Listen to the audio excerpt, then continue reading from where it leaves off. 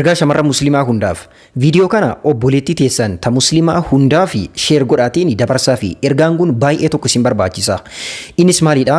Yeroo kenna kanatti shamarran hedduu irraa wanti mul'atu maalidha? Shariyaa rabbii faalleessuudha. Daangaa rabbii faalleessuudhaan rizqii karaa sirrii hin taaneen barbaadatudha.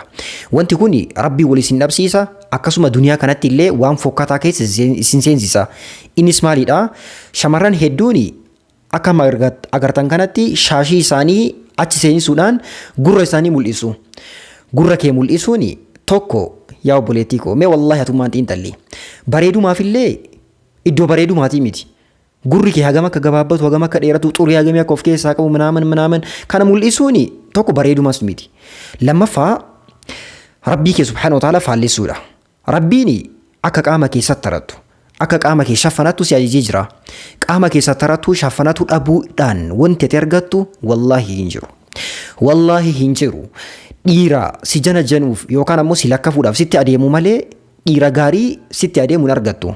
Yoo riskii barbaadaaf illee ta'e riskii karaa rabbi jibbuun hin barbaadamu. Kanaafi kallattii kamiinuu wanti kun jibbamaadha.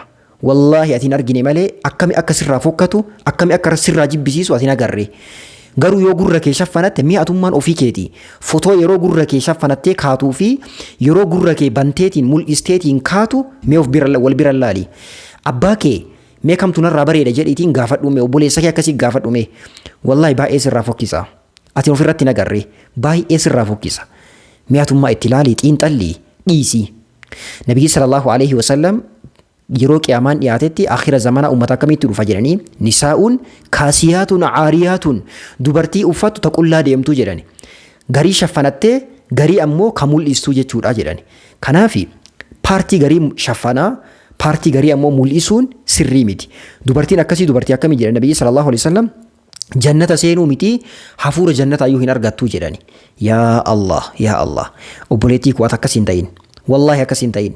Balaan sun akkasiin tuqne rabbi jalaa si haa baasu rakkoo kana jalaa rabbi si haa baasu waan ati barbaadu rabbi si haa kennu. Wallahi riskii qulqulluu riskii halaalaa jaarsa barakaa jaarsa gaarii wanna si ta'u hunda duniyaa kanarra rabbi sitti haa kennu akhirat ammoo jannata rabbi si haa kennu. Waan kana inshallah rabbi keetii jedhiitiin dhiisii gurra kee shaffanadhuutiin bareeduma kee eeggadhu. Assalaamu alaikum warahmatullahi wabarakaatuh.